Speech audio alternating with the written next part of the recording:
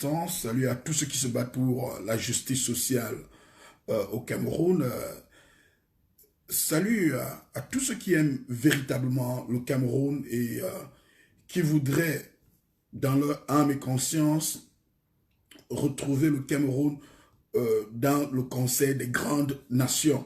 Puisque d'ailleurs, le Cameroun est un pays qui est béni de toutes sortes de ressources naturelles. Donc, notre pays devait être normalement l'un des pays les plus riches au monde. Je voudrais déjà vous rassurer d'une chose. Le Cameroun a plus de ressources naturelles que la France.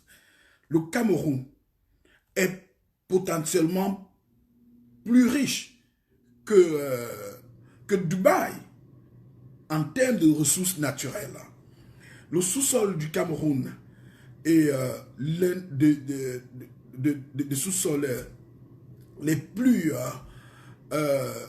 riches au monde. Puisque d'ailleurs, et je ne cesse de vous rappeler ceci, il y a de cela, je crois, deux ans, on a pu identifier 300 minéraux exclusifs au Cameroun. Donc, des ressources minières qu'on ne peut pas trouver ailleurs au monde, au Cameroun. Donc, parfois, quand je reste et je me dis, mais tiens, est-ce que le Cameroun n'était pas ce jardin d'Éden biblique? Voilà votre pays, voilà notre pays, voilà ce que c'est notre pays en matière de ressources naturelles. Le pétrole, de l'or, la bauxite, il y a tout ce qu'il faut pour que notre peuple soit vraiment épanoui dans tous les sens possibles. Et alors, mais posons-nous la question, pourquoi est-ce que nous sommes l'un des pays les plus pauvres du monde, avec tout ce que Dieu nous a donné? Parce que nous ne pouvons pas nous retourner, nous plaindre à Dieu que Dieu ne nous a pas donné. Nous avons des chutes qu'on peut transformer à des grandes ressources hydroélectriques. Donc, si ce n'est que l'énergie électrique, nous avons. En matière d'énergie solaire, si nous voulons développer le solaire au Cameroun, nous avons un climat qui nous donne ce potentiel avec le soleil et tout. En matière même de la géo, comment vous allez appeler ça, de la géo ou biodiversité du Cameroun, la géodiversité ou la biodiversité du Cameroun, vous allez trouver que le Cameroun est un pays qui est vraiment atypique parce que nous avons au sud du Cameroun, nous avons vraiment cette savane équatoriale et tout, et quand vous montez, nous avons cette Sahel. Donc le Sahel commence avec le Cameroun quand vous prenez l'équateur. Parce que moi j'ai fait le tour du Cameroun. Il y a, si vous partez, vous allez voir au nord cette grande, immense rivière, le Logone, qui peut approvisionner, autant pour moi, qui peut approvisionner le Tchad en électricité. Donc nous avons tous ces éléments, nous avons tout. Parce que quand le guide parle, les gens devraient entrer dans la profondeur de ce que le guide connaît. Posez-vous la question, posez-vous. Merci mon frère, on a un taux d'ensoleillement énorme au Cameroun. Oui, on a un taux d'ensoleillement énorme au Cameroun que nous pouvons transformer en énergie solaire pour approvisionner toute l'Afrique centrale, tout le Cameroun. Alors, qu'est-ce qui manque? Quelle est la pièce du puzzle qui manque? Voilà la question que nous devons nous poser. En matière de ressources humaines, nous avons l'intelligence camerounaise est remarquable. Nous avons à la NASA, aux États-Unis, la sélection à la NASA. C'est un triage énorme. C'est un triage au pain fin. Nous avons des Camerounais qui ont fait les faits d'armes à la NASA. Nous avons une jeune, la fille du maire Tonnerre, qui aujourd'hui fait la fierté de la NASA. Nous avons eu l'astronaute Ernest Simo à la NASA. Le Cameroun a tout. Mais pourquoi est-ce que nous ne décollons pas? Pourquoi est-ce que nous sommes aussi pauvres? C'est pas, quand je dis que nous sommes pauvres, oui, nous sommes pauvres. Nous sommes énormément pauvres. Ça, c'est vrai. Un pays qui devrait être mieux que Dubaï, mieux que ce pays de la Méditerranée. Qu'est-ce que nous manquons en ce qui concerne ce que Dieu donne aux nations pour que ces nations se développent? Qu'est-ce que nous manquons? Est-ce que c'est la terre qui n'est pas fertile? Vous venez vous jeter au macabo, vous jetez la graine, vous allez venir récolter. Il faut seulement jeter. Parce que je voudrais d'abord que vous compreniez tout ceci. Parce que c'est en comprenant ce que nous avons et en mesurant cela avec ce que nous n'avons pas que nous allons comprendre où se trouve le problème. Alors, avec tout cela, avec tout ce que nous avons, pourquoi sommes-nous pauvres? Et ou bien vous vouliez discuter que nous ne sommes pas pauvres? Regardez seulement Douala-Yaoundé, la route qui relie Douala à Yaoundé. Pour un pays comme le Cameroun avec toutes ses ressources, regardez la route Douala-Yaoundé. Ça ressemble à quoi? Un tombeau ouvert. Donc quand je vais parler, vous regardez, vous avez vu le vert rouge là? Et je dis, regardez, allez sur mes vidéos, allez me suivre partout. J'ai toujours porté le Cameroun en haut. Nous avons toujours porté le Cameroun. Partout où nous nous trouvons. Mais il y a des gens qui nous souillent énormément. Et qui sont ceux-là qui nous souillent? C'est d'abord la première question que je vais vous poser. Si le Cameroun doit être développé, qui sont ceux qui prennent les décisions pour que le Cameroun se développe? Qui sont ceux qui définissent la politique du Cameroun? Qui sont ceux-là? Est-ce que c'est moi? Est-ce que c'est vous?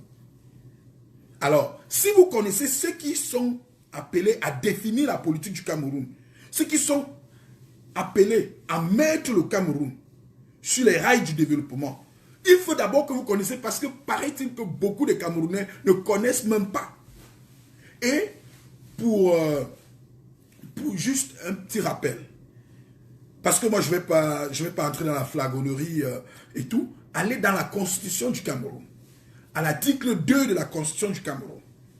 Ça va vous donner une idée de ce qui, de comment le constituant camerounais a établi les responsabilités au Cameroun. Parce que c'est bizarre. Donc, vous avez un monsieur qui est là depuis 38 ans. En votre âme et conscience, moi je n'ai pas envie de critiquer, je n'ai pas envie de dire des choses négatives. Mais dans votre âme et conscience, vous qui me suivez, en 38 ans, dites-moi une chose d'assez remarquable. Non, une chose, non, je ne vais pas descendre.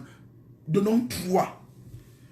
Donnez-nous 3 choses d'assez remarquables que Biya a fait en 38 ans. Que vous allez dire que, ok, en tant que chef d'État, voici 3 choses que Biya a fait. Je dis 3. Parce que depuis là, j'essaie un peu de réfléchir.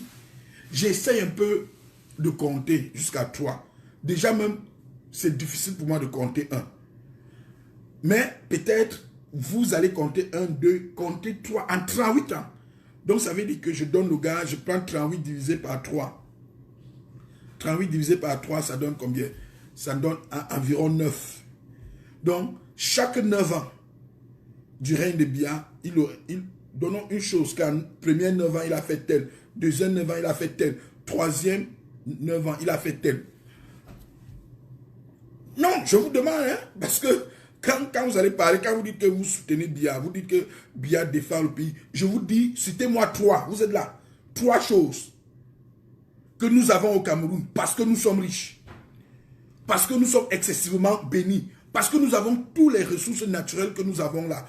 3 choses qui nous démarquent des autres pays qui n'ont pas les ressources que nous avons. 3 choses. Parce que pour que nous puissions dire que nous avons un leadership capable, il va falloir que nous montrions quelque chose qui, à la face du monde, établirait le fait que nous avons ceci à cause du leadership que nous avons dans notre pays, en dépit du manquement de certaines ressources. N'est-ce pas? Parce que c'est la logique. Parce qu'il faudra que vous entrez dans le cerveau, dans la pensée du guide. Parce que c'est très incisif. Ce n'est pas la blague ce que nous sommes en train de faire. Nous avons tout mis pour vouloir avancer ce pays. Nous parlons chaque jour. Nous voulons conscientiser les Camerounais. Mais je n'arrive pas à comprendre. Pourquoi nous sommes aussi bêtes? Et pourquoi nous sommes aussi bêtes, les Camerounais, ceux qui croient que Biya est quelqu'un. Voilà pourquoi moi je vous dis d'abord, je ne soutiendrai jamais quelqu'un comme Kamto. Jamais. Malgré l'ironie que vous avez fait, j'ai dit que oui, l'ironie, parce qu'ils font tous des beaux discours. Il vient faire un beau discours, le même comme M. Biya, et à la suite, qu'est-ce qu'il y a? Et il se fait glorifier par ce même Camerounais-là.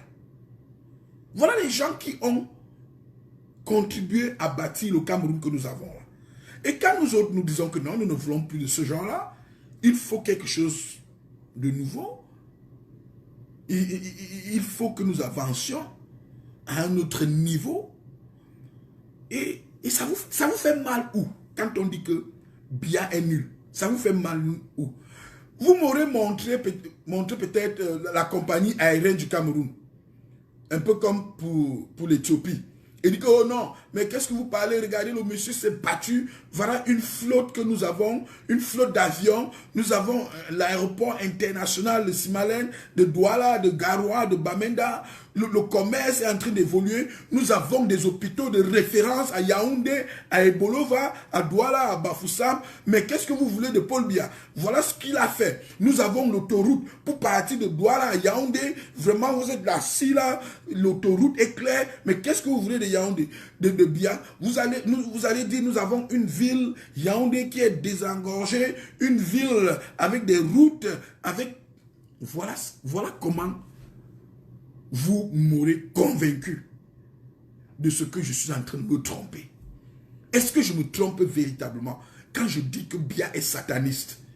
Parce que sataniste, c'est le plus bas que je puisse dire. Et je le dis en toute âme et conscience. Que Biya est sataniste. Parce que vous n'allez pas venir prendre la vie des Camerounais en otage. Parce que les ressources dont je fais allusion là, le bois, l'or, l'uranium, la bauxite, le diamant, c'est pour nous. C'est même Biya inclus. Parce que Biya est Camerounais. Ça, c'est notre patrimoine commun. Alors, comment allez-vous expliquer qu'avec tout cela, nous n'avons pas des hôpitaux de référence? Vous savez pourquoi? Parce que quand Biya est malade, il sait que il est à un jet privé d'un hôpital de référence quelque part dans le monde. Dans un jet privé médicalisé. Voilà pourquoi il s'en fout de tout. Est-ce qu'on peut avoir des jets privés médicalisés pour 25 millions de Camerounais? Je vous demande. Je vous demande. Quand vous allez me crucifier, crucifiez-moi avec des faits. Dites-moi, je dis bien une seule chose. Les hôpitaux, néant. Oui, les hôpitaux au Cameroun, néant. Ce sont des mouroirs. N'avons-nous pas des ressources pour nous permettre d'avoir des hôpitaux adéquats? Regardez le système éducatif. Regardez nos écoles. Regardez nos écoles à la Buissonnaire. Regardez nos écoles. À part Yaoundé, même à Yaoundé, vous avez vu, il y a des gars qui... C'est-à-dire que c'est les APE. C'est les APE qui s'occupent de la maintenance des écoles. Pourtant, vous payez les impôts. Donc, en dépit des ressources naturelles que nous avons, Il y a des impôts que nous payons. Donc, nous sommes là. Je n'arrive pas à comprendre. C'est vraiment triste. C'est énormément triste. Énormément triste ce qui se passe avec notre nation. C'est énormément triste. Et ça fait très mal. Battez-vous pour vous-même. Battez-vous pour vous-même. Nous devons nous battre pour nous-mêmes. Est-ce que vous aimez véritablement le Cameroun? Est-ce que vous aimez le Cameroun? Qu'est-ce que le Cameroun vous a fait pour que vous le haïssez autant? Je dis à vous. Je ne parle plus de Biya. Je dis à vous qui me suivez. Qu'est-ce que le Cameroun vous a fait? Qu'est-ce que le bon Dieu vous a vraiment fait pour que vous le traitez de la sorte? Il vous donne tout. Il vous donne tout. Quand vous parlez que, parce que nous avons eu des inondations à Douala, je me suis offusqué de ce que des gens souffrent autant. Et les gens ont dit, mais qu'est-ce que tu racontes? Est-ce que quelqu'un peut contrôler la météo? Mais non. Personne ne peut contrôler la météo. Mais je vous dis là où je suis. Il y a des plans d'évacuation ici chez moi. S'il pleut, parce que c'est possible que ça soit inondé. Il y a des plans d'évacuation. Je connais ce que le gouvernement a déjà mis en place. Il y a des zones ici où tu ne peux pas aller construire.